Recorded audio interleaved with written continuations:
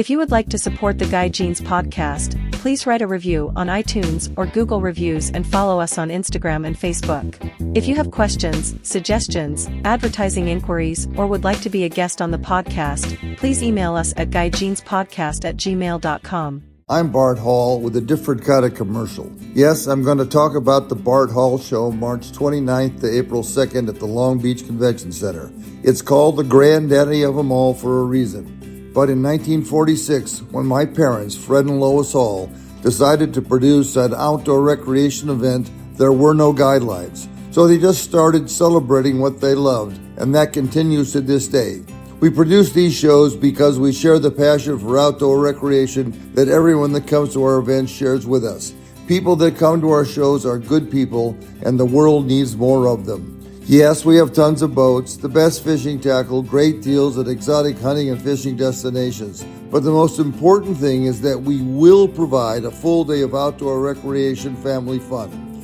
Make new family memories March 29th to April 2nd at the Long Beach Convention Center. Details at hallshows.com. That's hallshows.com. It's a Guy Jeans podcast.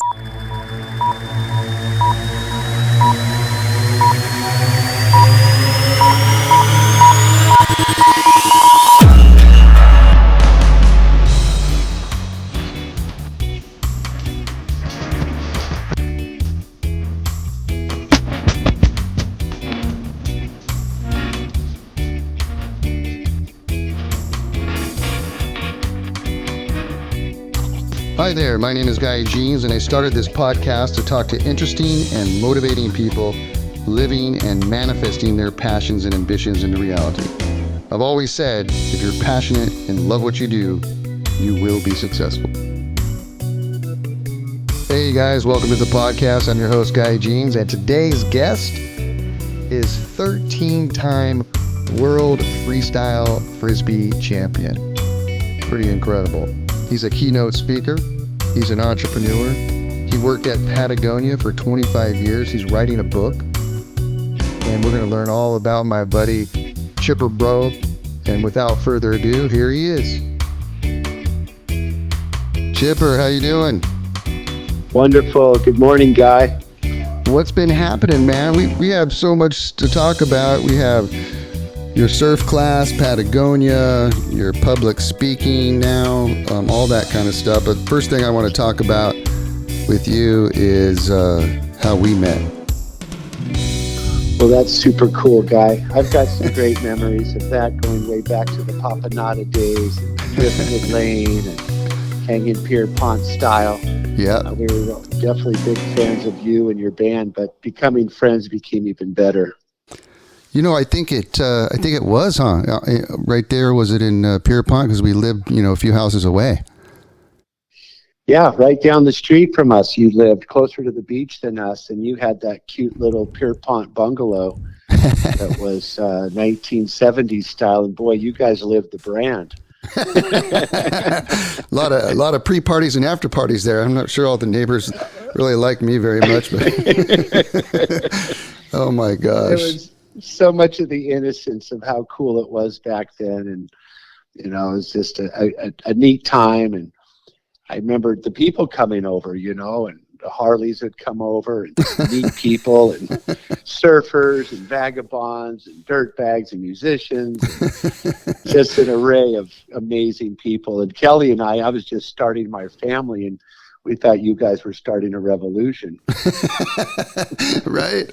It was so fun, man, living there. Oh my God, just surfing every day and just the beach lifestyle there. Oh my God, it was so great. What a great place to raise your kids, huh? It really was, and we just had two at that time living down there at 1043 Driftwood. And yeah, it was perfect for that because I think my footsteps were like 60 steps from the beach. So wake up in the morning, take the kids down, surf check, and getting them in the water early. They just became really cool ocean and beach loving kids. I remember the stroller going by so many times, man, when I play. So great. Yeah, that's so cool. Yeah, you guys had a few roommates, but did you ever have some of the Papanata gang live with you, like Bobby or Alan or Bruce? Were they ever your roommates? No, my brother Josh was there, and then had a couple different other roommates move in and out of there. But all the band guys, well, they lived up the street or down the street or whatever, downtown Ventura. Yeah. But they were all over Yeah, the I place. think your horn player was Alan, and he lived on our street, I think. Alan lived really close to you, and then Jeff Harris, the trombone player, he lived at the top of the street on Monmouth. Oh, yeah, that's right. Monmouth and Driftwood there. Such a cool little vibe down there for sure. Yeah, exactly. And just for funsies, how did you get to Pierpont? What brought you there, Guy?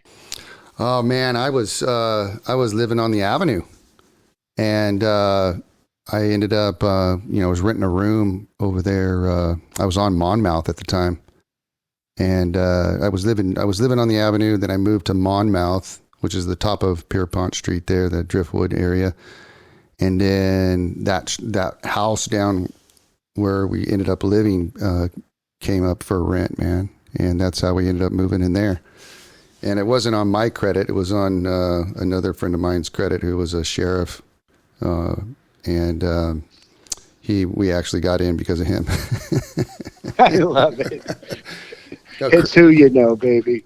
Dude, a crazy story, man. I don't know if I ever told you this, but this was a crazy story, man. I was just moving into that house, right? And it had a little like skylight, and I had backed up my truck into the driveway. And, we were like 3 houses away from the sand living there. Yeah. And I had just cut one of the dowels. I was just moving into the house, like moving clothes and stuff into the house. And I had cut this dowel to hang my clothes, And so it was about 5-6 foot piece of, round wood to hang your clothes on.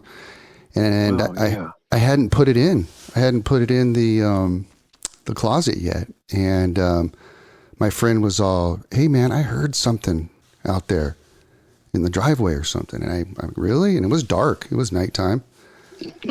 And I pulled myself up to the skylight and looked out, and there was the back of my camper shell was open, man. And I'm like, I think somebody's in the back of my truck. And I grabbed that dowel. I just in my surf trunks, no shirt, no shoes or anything. Grabbed long blonde hair. Yeah, ran out there, and there was this dude in the back of my truck, man. He was trying to steal my stereo. And I'm like, this was like the second time somebody was trying to steal my stereo, dude. Shit. And the first guy I let go, and this guy, I was like, no, yeah, you know what? I'm gonna do something about this, And so I said, "Hey man, the cops are coming. Just stay in the back of my truck." And he's all, "No man, I'm getting out." I'm like, "Nope, you're gonna." And I had the dowel on his head, I'm like, "Just stay in there, dude." And he did a real quick move, and I don't mean to be violent or anything, but I had never really hurt somebody or crack somebody with a weapon or anything. But this guy came out, and he came at me and fell on the ground. And oh my gosh! I took that dowel and just cracked him on the head, crack. And then he I'm all, "Stay down, dude." And he came after me again. I'm all crack on his head again. And I'm like, "Just stay down." And then he grabbed. This is my first introduction into the house. And the next thing I know, he grabs my legs, and then we're rolling around on the ground and fighting, and oh my God, and we're going at it, And when you see red, I don't know if you've ever seen red, where you don't feel or anything. You don't feel nothing, when you're in that adrenaline rush. I never really felt that it was crazy adrenaline. And he took off running, towards the beach. And he ran down to the end of the lane there and went up the stairs, and I followed him, and he was running, like when you're running in a bad dream, when you're running and somebody's chasing you. Yeah. He was the guy that was getting chased, and I was the guy that was chasing him because I ran in the sand. I ran in the sand every day, so he was like struggling to run in the sand, and I caught up to him and tackled him, and I don't know, man, I got him into this crazy headlock, and finally he gave up, and dude, I got him, and he had gloves. He was like a professional thief, man, and he had gloves on and hood and all this kind of stuff, Whoa. And luckily he was smaller than me. Anyway, I got him in headlock, walked him all the way up to the top of the, where Monmouth is, to where my friend, who's this giant monster of a man, and I'm like, Jim, and I yell, and I'm like, Jim, come out. And he comes out in his boxer shorts, and he's this big old dude. He's like, what's up, guy? And I'm like, dude, hold this guy, man. And he just broke his arm. I'm like, I got him. And then, 2 cop cars came, and they're all, is this the guy? And I'm like, yeah, he just broke into my truck. And, we got him. And they handcuffed him and took him off to jail, Freaking A. That is gnarly. And what was crazy was my roommate, that's coming back to my roommate worked in the jail. And I called him up. I'm all, hey, dude, they're bringing this dude who just broke into my truck. And he's finished, my friend. So he ended up getting deported back to Mexico, this kid. Wow. Yeah, man. But that was my introduction to that house, man. Right. And you talk about that adrenaline, it's like weird when you get to that red state. You're a peaceful guy and stuff, but man, all of us are, what would you do in that situation? And, I don't know, I'm kind of a non-practicing Buddhist, but find myself at times going, oh, fuck him up, Don't do that. Yeah. And dude, when I came down from that, I was like all bloody. My knuckles were all bloody, my knees, my feet. I was just like, and I came down and I was just like, I almost, was like, man, I messed that dude up, and I felt bad about it. It was like the adrenaline came down, and then my buddy, the cops, all, don't worry about it. I live for that stuff, man. You did a good job. Oh my gosh! With the beach so close, did you surf out front? Were you surfing? Yeah, man. I love that little break right there. When it got good off that jetty, that left, and then go on the other side and fish the right. That was fun. Yeah, wasn't that fun? Kind of had a little magic of each season, Oh man. When little springtime or summer swells late, and of course, who's still there is John Carmen and Alicia. Uh-huh. The Carmen lived at the end, and they played volleyball and stuff. But anyways, it's such a great hood down there. You taught my we're going to talk about surfclass.com here in a bit, but you taught my cousins years ago how to surf. They were from Missouri, and you did a little clinic for them down on the beach in the beer pond there, and that was cool, man. And they were all stoked. They still talk about that. Yeah. I want to talk about. I want to definitely talk about surf class, but I want to kind of go from the beginning and, how you were. Well, you were 13-time World Frisbee Freestyle champion, which is crazy to think about. Which is amazing, right? And I've seen you in action. I've seen you practicing, of course, on the beach, but in front of your house, and I've seen you open up for my band a couple times doing that. I know. Hell yeah, man. Remember that? An honor. And I'm doing all your tricks with your buddy, and people have no idea how hard that is and how long it takes to probably master those tricks and stuff like that. But talk to me a little bit about how you even got into freestyle Frisbee. Like we were talking about earlier, some of that of the 70s was such a great time, and you could really just kind of this carefree, and the 70s was cool. And then about 79 and 80, you probably remember the term alternative sports. Yeah. And, there was the traditional sports of basketball, baseball, football, and those type of high school sports even that were organized. Yeah, for me personally, I was kind of always second string. I love volleyball, but I just couldn't, I just wasn't that athlete, except when I found surfing at 10 years old, I was like, this is what I really like. And of course, that was like 1978, and localism was hot, and, my beach, my wave was popular, and pro surfing hadn't even really been born yet. And there was this was the beginning of the birth of extreme for these alternative sports. And in that, when the surf was flat, I'd play Frisbee out. I grew up in Santa Barbara, and my dad at an early age taught me that, Chipper, you were born into a royalty. You have the mountains in the ocean. Go enjoy it. And we were a divorced family. My mom was amazing mom, and she, my two sisters, and we had to be at home by 5:00 and have dinner on the table. And she taught me so much about love and family and sticking together, even in a separated situation. She just came to the table with love. My dad was a little more flamboyant, kind of party guy, having fun. But again, we're kind of a poor family. So that royalty, I was like, wow, this is a beautiful place to live. And surfing kicked in. And then again, when the surf was flat, I'd play Frisbee. And back then, doing a behind the back catch, doing an under the leg catch. Most people had kind of long hair back then, and you'd spin around, your hair would spin. And, they called it freestyle. And I felt that connection to being free. Yeah. And I love having kind of my own style. I wasn't, again, beating to the normal drum. And so I found out there were freestyle Frisbee tournaments.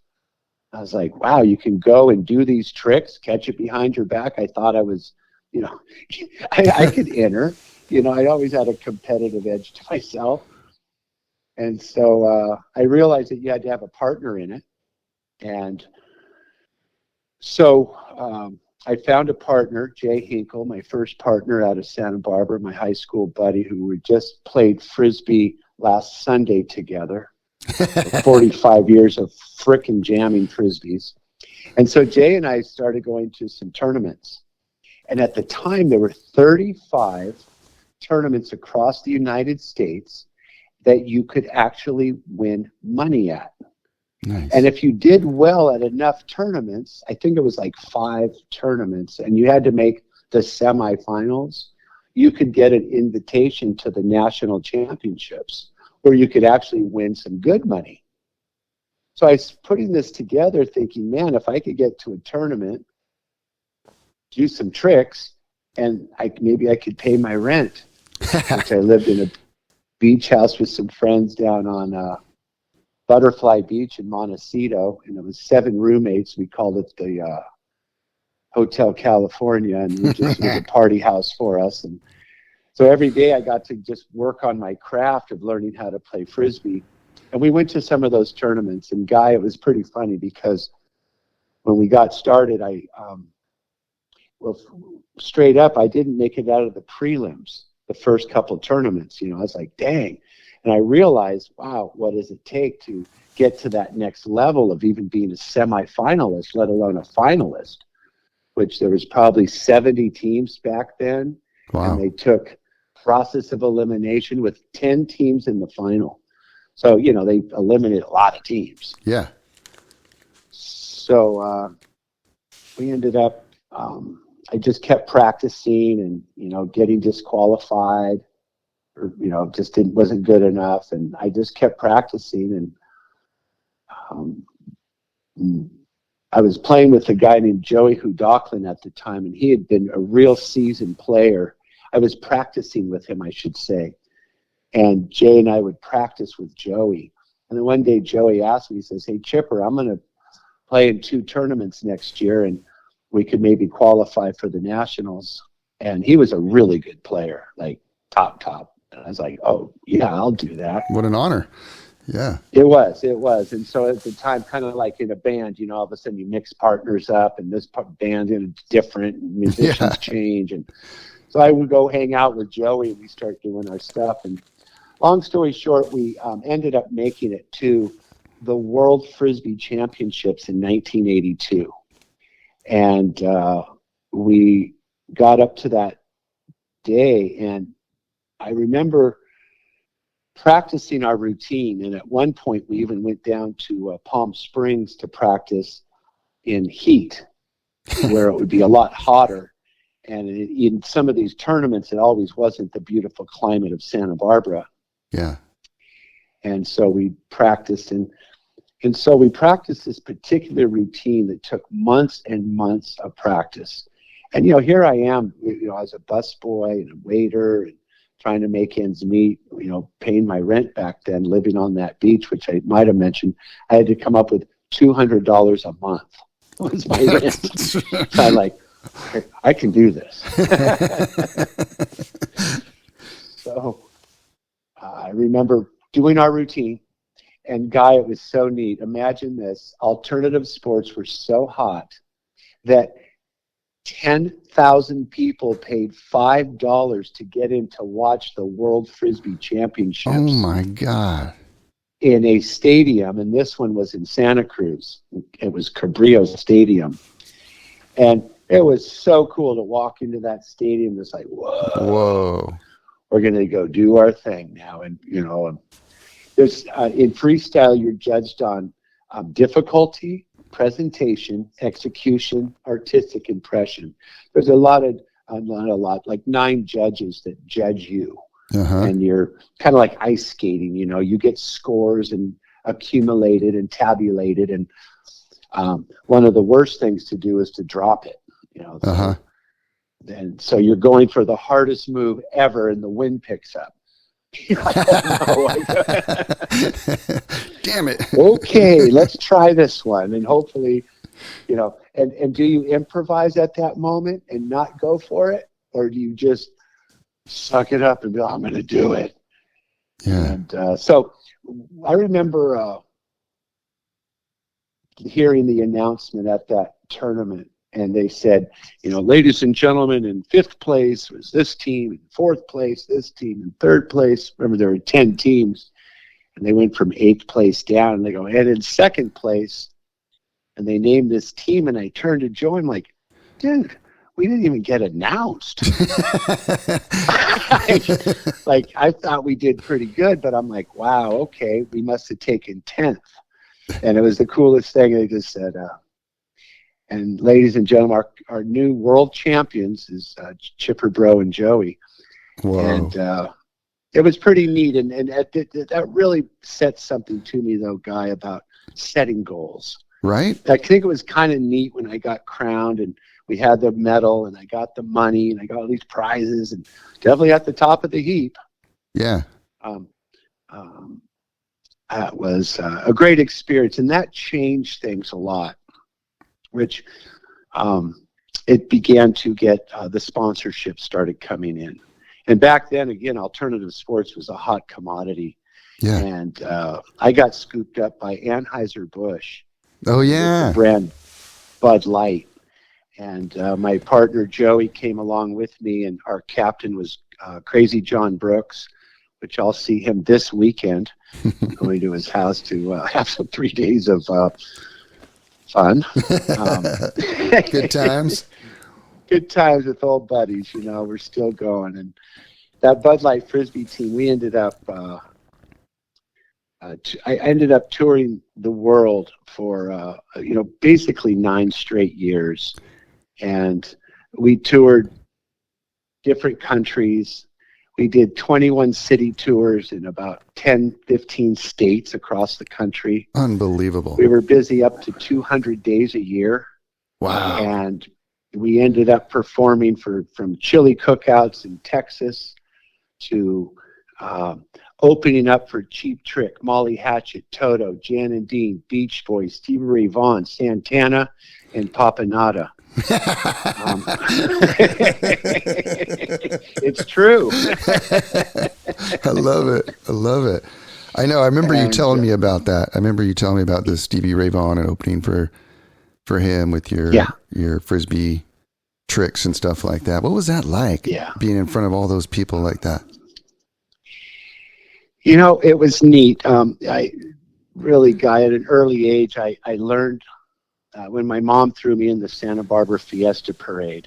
I was 8 years old, and I found this time in my life where I was really nervous to go in the parade and with a little sombrero on, and she says, "No, just go up the parade, and at the end there's a Carnation ice cream truck. You'll get some ice cream, but just wave to people and smile." And I started to go in the parade around the big fiesta floats and the horses, and piñatas, and all these things, and well, it was so cool. I began to wave at the people, and I saw that they would just wave back. And then I did a big wave, and I did a big smile, and it was like a magician. The whole row waved and smiled. Yeah. And I really went and acted like, I'd just seen the cartoon Fantasia with Mickey Mouse. Uh-huh. And he actually takes that broom and goes around, and he made magic with that broom. And I ended up just making people smile the whole way.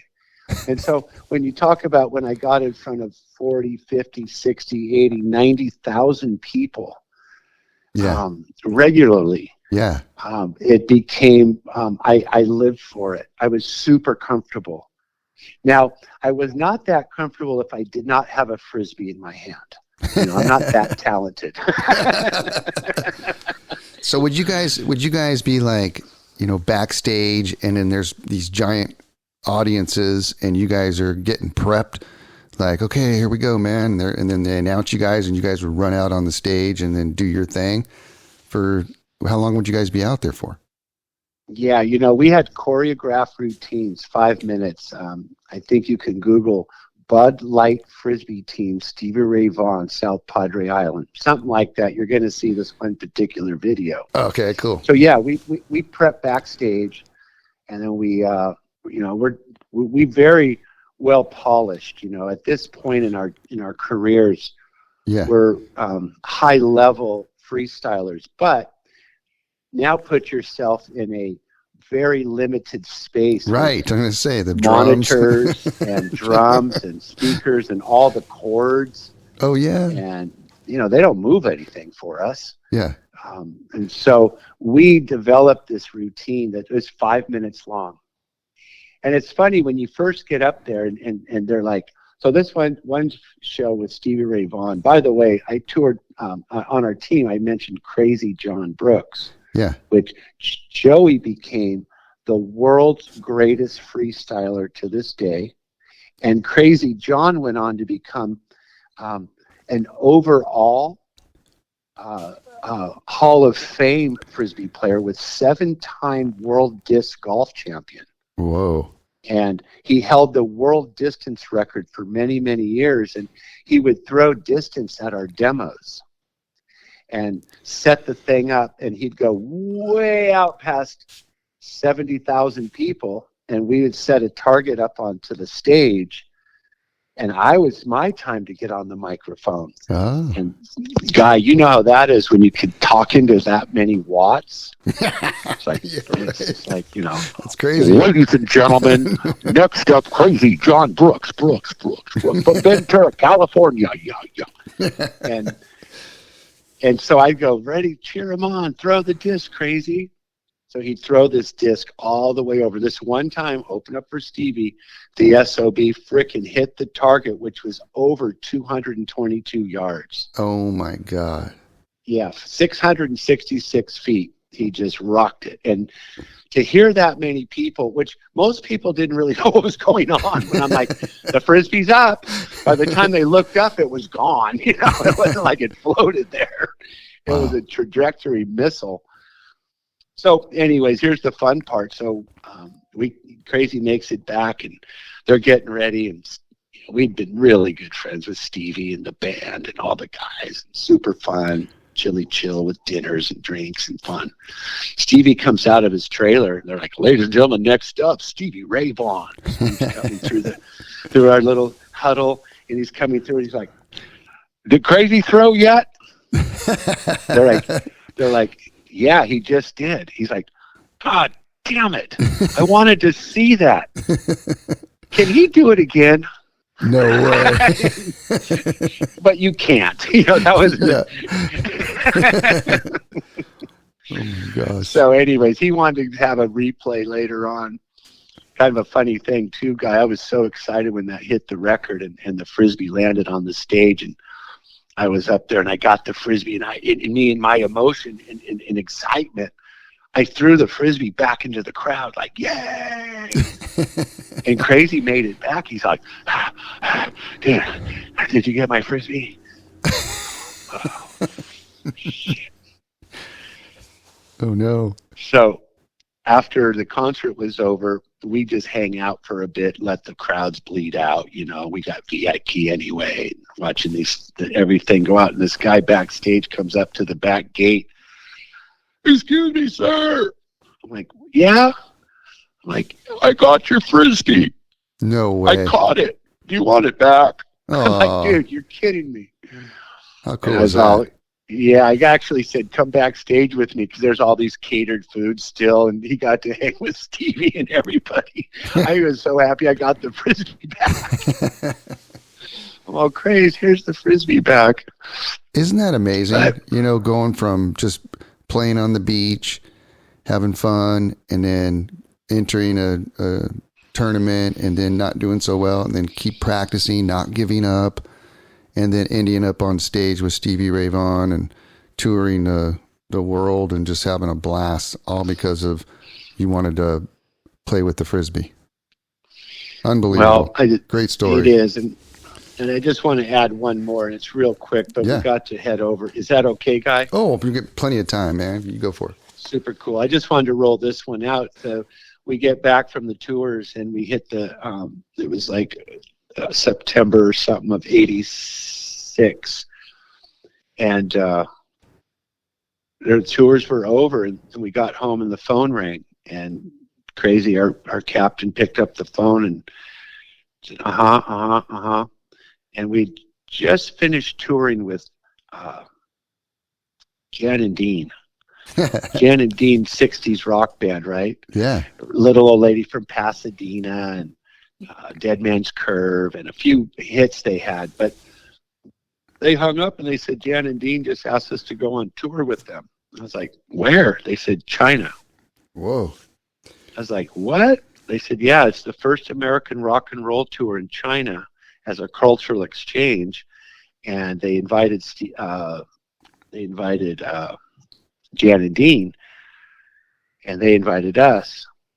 And Wow. so, long story short, this is like, I just love to talk to you more about this another time. But as we got into Beijing, Jan and Dean were really big, by the way. Like, China people liked them. They were about 20 years behind in music, for reals. And so our first gig was in Beijing, and so many intricacies happened in this, with being in front of the military. They're watching a cultural show that's, in communist China. Here's Americans here doing this Frisbee and Jan and Dean show and all these things. They hired dancers, and so there's so much to that. But I'm just going to roll over to when we got to Shanghai. We were in there, and Crazy John decides, we got to fire these audiences up because it's the first concert these people, kids, students, whoever could afford that. I think $30 was kind of a lot to go to this concert. And I think they had like 25,000 people showed up. And Crazy fires up the crowd. He's like, yeah, and doing these things. And he runs up into the crowd during this Jan and Dean jam, and he runs into the crowd, runs into the audience, catches eye with this boy. I'm about 8 feet away watching. Crazy John sticks his right hand out where that boy stuck his right hand out, and they grab hands. And Crazy pulled that boy out of his seat and started dancing because it was a perfect moment, Uh-huh. right? It was like, oh my gosh, Crazy John, by the way, is an exceptional entertainer. And he could dance and sing and move, and he's moving around, and the kid starts dancing. It was the coolest thing. Completely offbeat, starts dancing like Saturday Night Fever. Classic. So in this moment of amazement, the boy is taken by security guards and taken off the stage area where he was, on the aisle area, I mean, and took him away, and ended up arresting him and putting him in jail. Whoa. And the people he was with protested underground because they took one of the students from Shanghai University pro-democracy movement Uh-huh. in 1987. Wow. What happened to him? 86. So he gets arrested and goes, well, there is a part in here that's, there's a lot to talk about with this particular part. Crazy John did witness him getting beat up. Oh. And kicked and stuff with these guys in the big robes and not robes, blue jacket-like things. They look like Dickie jackets, but oversized. Uh-huh. Anyways, so here's what happened, though. That happened, and then students started to underground protest. And we got to the next city from Shanghai. We're on tour, going down with like 7-city tour, working our way to Hong Kong, which is going to be a couple weeks later. We're working our way down. The next night, what do? Blow the roof off. Crazy John's going off. We got actually tied we found a rope that we could tie the guitarist's waist to and let him swing out over the audience playing guitar. We're thinking of because this is Crazy's ideas, by the way. He just, I got an idea. Because our routine was only like 10 minutes out of this full 24-hour day. Uh-huh. Got to do something. So, got to do something. That's when we hung with all these bands and stuff and helped with load in, load out. This helped the execution of the show, you know. Yeah. And so, get to the next town. We finally get down to Hong Kong, and the director, which we were with Lorimar Pictures, HBO, and these other peeps, there's about 35 people in our entourage. And we ended up getting to Hong Kong, and the newspapers were out because now it's finally freedom of press. Each town we went to, they're like, hey, any reviews? Did we hear anything? How was the show? Kind of looking to see if they made the press. Zero. No freedom of press. Got to Hong Kong, and the director said, everybody, when we get into this hotel, there's going to be reporters and people, and we have an emergency press conference with the band. And it's BBC, NBC, ABC, blah, blah, blah. Wow. And the newspaper, which I have copies of, shows the largest demonstration sparked with riots are beginning to start because of the Jan and Dean tour. Oh, boy. So when we got to the press conference, and by the way, the director looks all the way across the audience to our entourage and looks right at Crazy John and goes, Crazy, don't say a word. These guys are going to talk. Uh-huh. We're going to get through this. We don't know what's happening here. So fast forward history, Guy, and that movement sparked the demonstrations that led up to Tiananmen Square in 1989 with the guy that stood in front of the tank. Oh, my God. I remember that. Yep. And he put his hands up in front of like 8 tanks. Yeah. And in Newsweek magazine, in that issue, it said the demonstrations were sparked by members of the Jen and Dean duo, which basically said Crazy John fucking started it. Oh my God. That's crazy. What a great story. Yeah, from that wanting to learn to play Frisbee to, what an incredible journey, Guy. Oh my gosh. That's incredible. That's so cool, man. Well, let's talk about going from that to, I'm assuming you went to Patagonia after that. You're right. Is that right? You're right. Yeah. I was actually living on Driftwood Lane with you, and I was just kind of coming off the tour. And when I first was there, we had babies. I was trying to find landscape jobs because that's kind of what my passion was as a little boy. Yeah. And then Alicia Carmen, who I mentioned earlier, walked on our street and said, "Hey, Chipper, you should work at Patagonia." And I was like, "Oh yeah, I've heard of them. I always wanted to be sponsored by them. They don't sponsor that. They only sponsor environmentalists." So I said, "Yeah, that would be cool." She said, "We'll put together a resume." And I was like, "Oh, okay."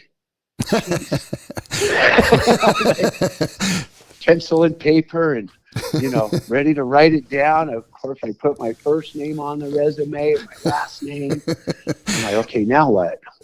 I got a phone number. Okay, let's see. Work history. Let's see. I was I know. I'm going to put pro Frisbee player, world champion. There you go. And then I'm going to put, I don't know, surfer. And then I love gardening, so I'm going to put gardener. And I actually showed it to a friend of mine who was kind of a good, resume reader. And he goes, "Chipper, this is a complete." He goes, "This will be perfect for Patagonia," because he goes, quote, "I hear they hire dirtbags." And that was a compliment because in my book, a dirtbag was someone that lives at the edge of their passion. Yeah. And loves the beauty that they want to be a part of, Mm-hmm. They just commit themselves to that. And so I showed up at Patagonia in 93, and I started off there as the receptionist. Mm-hmm. And I really chose the job too because they had great childcare program. Right. I remember that. So I got to put my kids in childcare, and now Kelly's pregnant with Nathan, and we have to move from Driftwood Lane now, and that's when we finally got to get our place we have now up in Midtown here. Yep. And just kept commuting to work every day, and I ended up having just an amazing journey at Patagonia, doing several different jobs, from helping to incorporate organic cotton and doing an organic cotton T-shirt program. I remember. Yep, selling blank T-shirts to the world. Yep. And learning about screen printing and doing sales, which, I got to travel then again with the company and having fun. And yeah. And then they moved the division up to their offices in Reno, Nevada, and we had just bought our house. I was like, oh, shit. So I kind of went back to reception. I was like, oh, I'll be here for a little while. And then I was trying to think, well, what the hell am I going to do in the company now that I could just be here? And Guy, the position of CEO came up. And I applied for it. Uh-huh. And in fact, I was the only one that applied for CEO. Really? And yeah, it was pretty, well, I mean, I'm so sorry, in-house employees. Yeah. They had a lot of outside candidates who were very worthy of the position. But Yvon, the founder of Patagonia, Yvon Chouinard, thought it was a great idea. He actually told me, he goes, Fortune Magazine's going to love this story, from receptionist to CEO. Yeah. And I ended up doing 4 days of interviews. Met with HR, I met with production. Chris Tompkins was Chris McDivitt at the time. She was the CEO at the time. Just one of the greatest game changers of our time. And then Yvonne himself took me up to Hollister Ranch, and we went surfing and free diving for the day, and went down and spearfishing and catching lobsters with our bare hands, and just this outdoor amazing adventure with him. And we got back with our catch, which he frickin' outfished me, out speared me, out held his breath, out did everything, and here I at the time was about 38, and he was 68. But he's the man. So we're walking down the beach afterwards, and he's like, so what's a better title than CEO? Oh, no. He goes, owner, founder. What? And he goes, yeah. He goes, Chipper, you and all the employees at Patagonia, he goes, I think you guys do the best job in the world. I think you're the best workers. But he said, not one of you inspires me. I said, what do you mean? And he said, I like to hang out with people that like to change the game. For example, I'm an entrepreneur, and I'm not an inventor, but I love innovation. And I love it when an employee can come up and say, let's try this. Yeah. And begin to change it. He said, quote, even if somebody came and said, let's make ball bearings from now on, and it made good business sense, let's do it. If it sticks to the purpose of the company, the mission, and helps the company to, of course, give back its values to the world. So that set with me really neat. And then the other thing that was neat, when I got back to HR, I said to him, after these 4 days of interviews, especially hanging with the man, I said, I'm not ready. I said, I do want to be there someday, but I believe that every person at that level that leads the company should know every position in the company. I said, they should know about sewing and construction and what the quality does in a shirt. So they should know about supply chain, what's happening there. They should know about marketing and how they come up with concepts and design. Let's talk about how it all works. And so I said, I'd like to do some cross training. And I come back to reception. I said, I'd like to start in production. I want to learn how it all works. And I kind of thinking to myself, I might move into production. So it began to work, and the CFO at the time, Allison May, I sitting in her office, and she said, let's just chart this out. And we called it the Employee Development Program, EDP. And we layered that out in like 1998, and still rides today in 2023 for any employee anywhere in the company to develop themselves as an EDP. Nice. Enough. That's kind of leaving a neat legacy. Yeah. But what I really caught on to, because I didn't get the job, so I'm back at reception. So I'm pulling out the employee manual one day, and I read it said, you can take 4 months off unpaid. Yeah. And there were some other employees that had inspired me to do that. And, how do you do that and stuff? So I was like, let's see.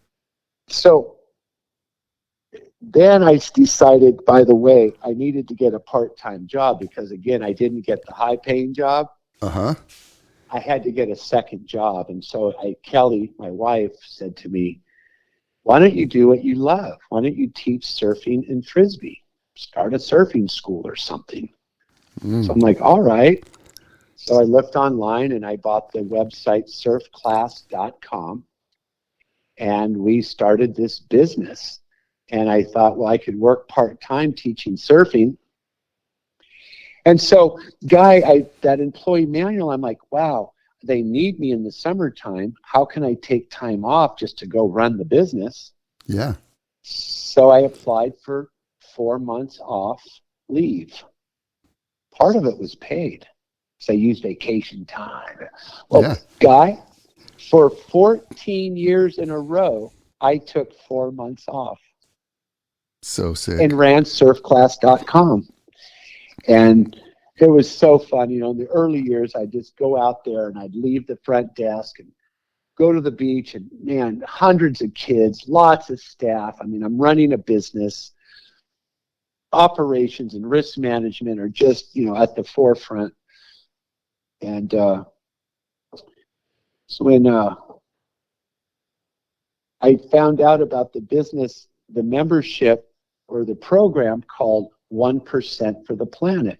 Mm-hmm.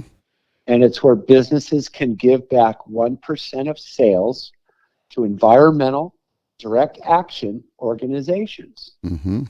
And Patagonia was beginning to develop this program with another guy.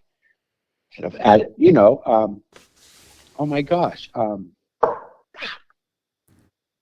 Is it the guy from Blue Ridge Fly. Oh yeah, the guy, the fly fishing outfitter. Yeah, he's a fly fishing guy. Yeah. Dang it. We're going to edit this part out and get his name right. No worries. So, anyways, it's all bitching. So Surf Class ended up, long story short, we became the first business of 1% for the Planet. We're the first member. And we give it to Patagonia and Blue Ribbon Flies. Yes. To those guys, that they are the founding members. But surfclass.com, innocently, not even trying, we just went out and applied for it, and we happened to be the first member. So for the past 23 years now, Surf Class has been around, and we've had just an amazing journey of how we built our business from day camps was what we wanted to be. You know, how many kids could we get in the summer? Mm-hmm. And definitely competing with these other camps, because we started off, there was 2. And as you know, now there's 12, Yeah. you know, surf camps around that come and go, and they're seasonal or whatever. And so we prided ourselves in growing that business in kids. And then after a few years, maybe we were about 5 to 6 years in business, and we started taking on corporate outings. And Patagonia became one of our clients. Nice. It was so cool. So their sales meeting, you know, they'd hire me to do sales meeting, and they'd bring in 30 people from out of town for surfboard rentals and surf lessons for new hire employees. And this all started early on. And so as the business grew, we started just doing big groups. And I said, Kelly, we can do more money with big groups than we can doing a 5-day camp with, 15 kids. We can get 100 kids. Yeah. In 3 hours. Yep. And we did it. We developed these programs with these large groups, and one group in particular from Israel. They sign 60, 80, 100 kids up twice a summer, sometimes 3 times a summer. And we manage those kids. We take 10 to 12 kids at a time. We put them in a rotation of learning the process of surfing. Our method's basically every kid stands up and rides.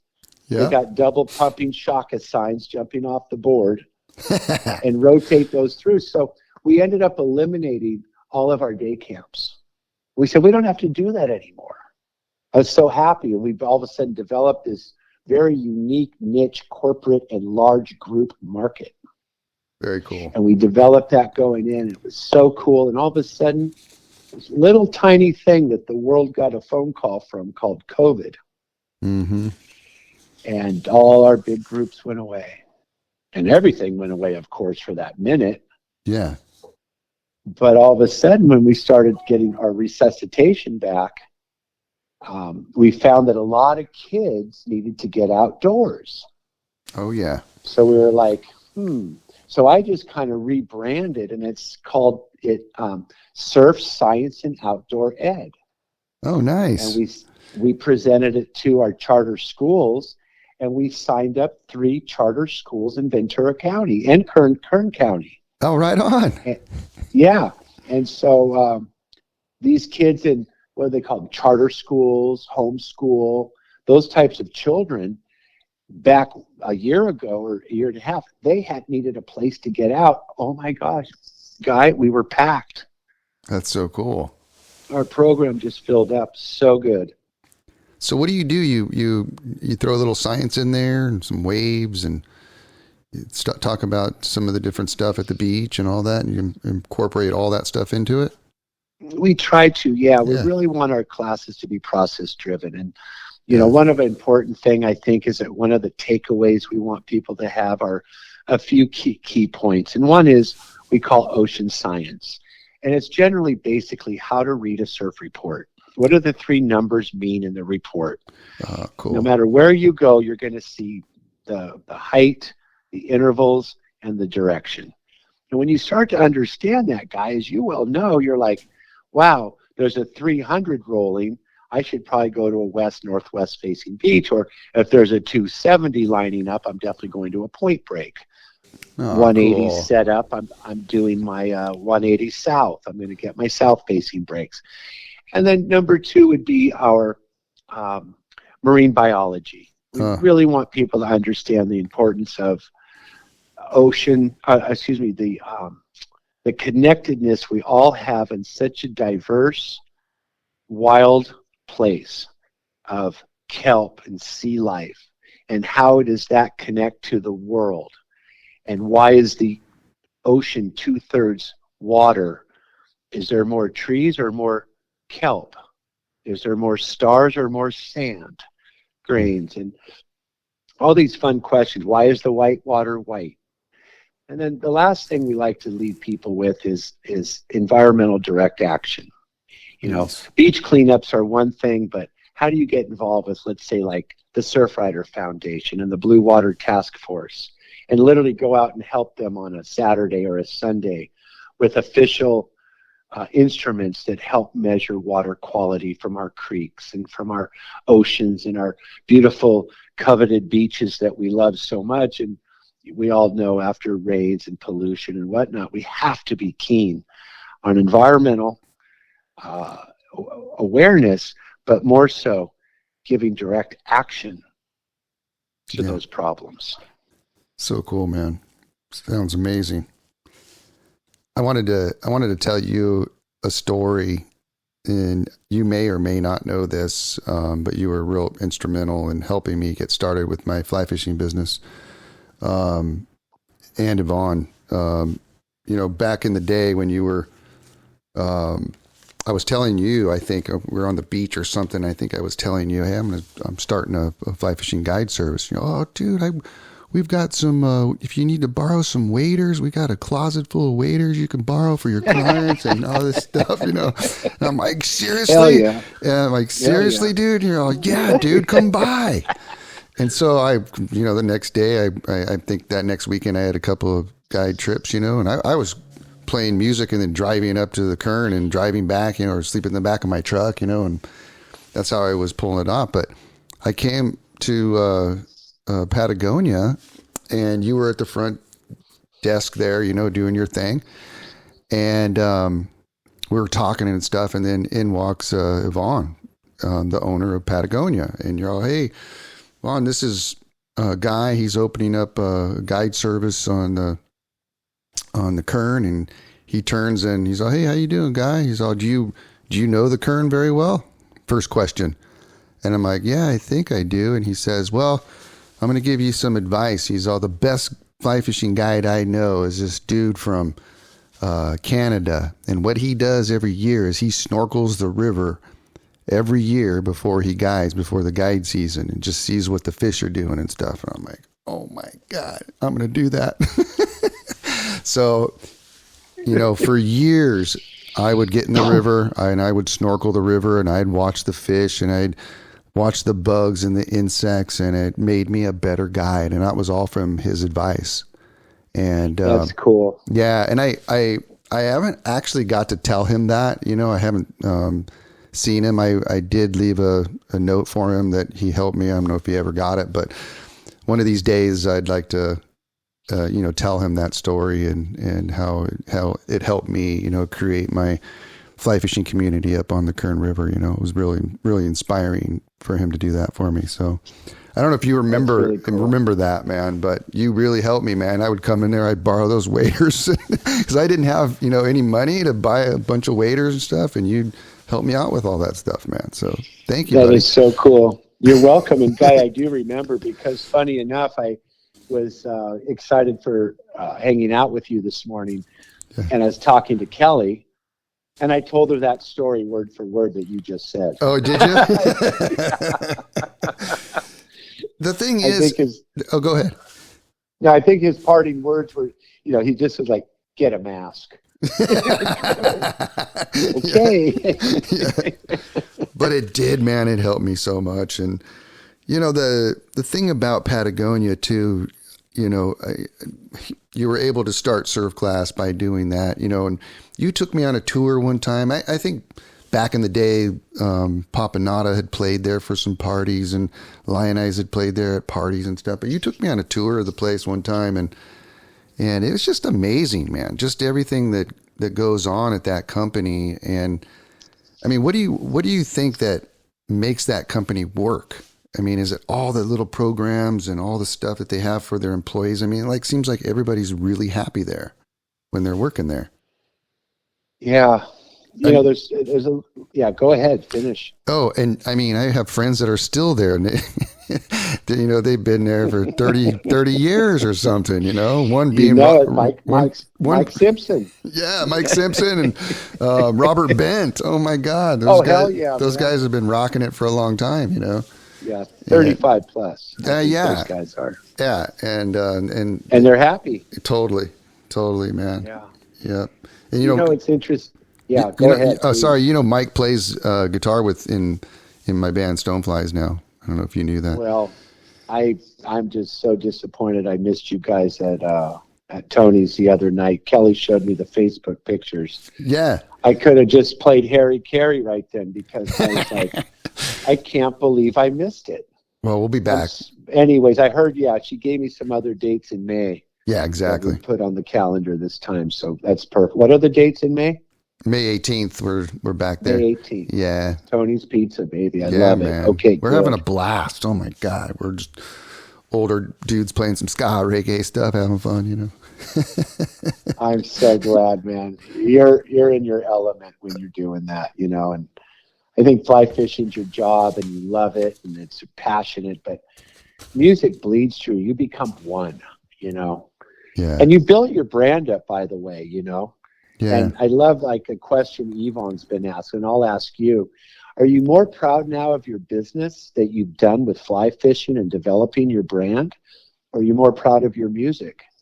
It's a good question. I mean, I love it all. I love building things from scratch, and a lot of the stuff. I was going to ask you the same question. A lot of this stuff is manifested. We just are living it and breathing it, and then all of a sudden it just kind of happens. And I think that's, living the brand, you just got to live that lifestyle. And I'm proud of the fly fishing, the fly shop and stuff. Thanks for asking the question. And it's, it's definitely, I've met some of my best friends through it. I've met, some really amazing people, and the river's a better place because of it. The little town of Kernville is just so amazing. It's just a beautiful little mountain town with this beautiful river that runs through it, and all these outdoor folks just tearing it up. And I mean that in a good way, river rafting, mountain biking, just fishing, just everything you can think of, rock climbing. It's just an amazing little town. So I'm proud of that. And I'm proud to still be playing music. It's an honor to be able to play music for people and, have people enjoy it. It's such an honor to be able to do that. And people still getting out there skanking, And that's what's fun for me, is just seeing all those folks having a good time, for sure. That's man. the best. So good. Yeah. Well, you're an entertainer, so when you see that's what, your people are happy and doing it, then you've accomplished what you wanted to do. Absolutely. One last thing I wanted to ask you about is that, you've done all these things, and, a Frisbee champion to working at Patagonia to an entrepreneur, and now are you speaking now in front of people and motivating people? I've had my moments, and Yeah. I'm kind of rebranding myself now. Last 3 years, of course, hasn't been the greatest for public speaking. Yeah. And so as it's began to resurface, I was like, being very specific of where I wanted to share my stories. Mm-hmm. I just wanted to make sure the audience was the right audiences that would have the takeaways that I want my audience to have, inspired to, like you say, live the brand of where they work, and show people how you could have a work-life balance, and what it means to be a world Frisbee champion, and all the downfalls of trying to accomplish something when you're at your lowest and you have to pull up to make it work, and you hit it. And then, family and entrepreneurship and stuff. So it's kind of a array of where I want to speak now, but Mm-hmm. I really have a great talk about, I believe, we've been talking a little bit about my experience at Patagonia and what it means to work for a company that has a mission, Mm-hmm. that has core values, and has a purpose. And kind of define in the talk a little bit about what is the difference between a mission statement and a purpose. Mm. And how do you create, as you kind of leaned into earlier, a collective consciousness around that with all of your employees? Mm-hmm. How do you get everybody to, is it the benefits? Is it, leave work for good? Is it the cafeteria? How do you get your band to all be moving in that same direction Mm-hmm. of that purpose? You guys have a mission, and of course, the organization has these core values, and some of Patagonia's were like quality. It had to work and last a lifetime, and integrity. Mm-hmm. I love what Yvonne said once was, we should be able to do this on a handshake instead of 17 files of contracts. Right. And let's see if we can also not be bound by convention. And I love that, resonated with me back to that freestyle, and right, cool, let's see if we can do business a different way. So it's getting businesses, my talks now about how that aligns. Mm-hmm. And then I am writing a book. Are you? Ready to, I want it to be finished by this year. And it kind of coincides with Patagonia's 50th. It's my 25 years at Patagonia. Oh. And it's storytelling of the most amazing people I've met at that front desk. Uh-huh. My journeys at Patagonia that literally took me around the world. Mm-hmm. How I became an icon and a brand ambassador, and if I may, left a legacy. Yeah. With my personality and who I was and all that. All is in this book, and it's pretty cool. I told Yvonne Chenard that one time. I was writing a book, and at the time I said, "Hey Yvonne, I'm writing a book about Patagonia. I'm going to call it Inside the Mountain: The Truth of Patagonia." Oh. And he turned to me really quick and he goes, "You could."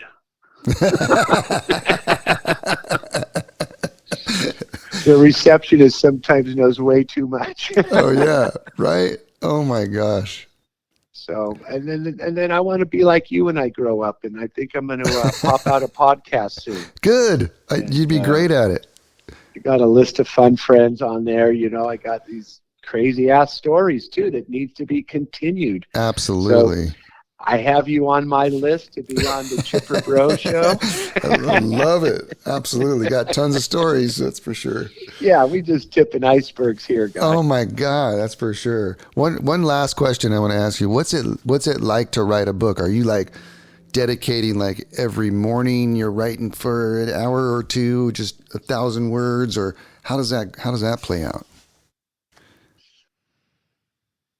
First of all, I have a little bit of OCD, so unfortunately sometimes I'll be writing and I'll start working on my grammar or working on my punctuations and my spelling, and a friend of mine said, no, don't do that, just start writing. And come back later. But just, you're gonna miss something. So I've been writing a bit lately, and I have a lot of pages now. I have some chapters. Sweet. I have a direction where it's going, and I try to dedicate now. I'm a 5 a.m. guy. Yeah, I'll do my affirmations in the morning and give alignment with the universe, and then say what I want to do, and then I proceed to do it in getting this book written. So my goal was May to have it in a frame, but not a hardcover yet, and I will have someone help me as well, when we get to that editing part. Sure. But I'm really working on words of the day. I'm expanding my vocabulary. Awesome. And more than than I have. And then I keep thinking of more stories. So sometimes I'll be able to write it down. I used to try to record it on my phone, come back to it later. Yeah. So I'll try to do that or try to write it down. But my surf school has been down lately because of the weather. Yeah. So I've been having a lot more time to work on the book. Oh, that's cool. That's cool. I know I was supposed to do a surf class, man, or a fly fishing in the surf class. I've been going down there and doing these fly fishing in the surf classes, and the beaches are just hammered. Right? Yeah. Unbelievable, right. Man. Yeah. Hey, that reminds me, we could collaborate at another time to do a corporate retreat, FYI, who's ever listening. Yeah. To have a fly fishing with your peeps, surfing with your peeps, a little kayaking. We'll serve some lunch. Let's do it. And we'll make it a super fun day. So great, man. Well, Chipper, I can't believe it. It's already been over an hour or so, but so easy to talk to you. And let's do this again, man. I mean, this is round one. Let's do round two. I really enjoyed it. And as I said earlier, I'm so happy I'm a dear friend of yours in my heart, because I've always been a big fan of yours. Oh, same here, buddy. So, really cool, bro. Thank you for the opportunity. Yeah, man. And hopefully I'll see you on the 18th, huh? Okay. Yeah. Look forward to it. Thanks, buddy. Thanks so much for being on my podcast, and hope to see you soon. Okay. Bye, Guy. All right, buddy. Bye-bye.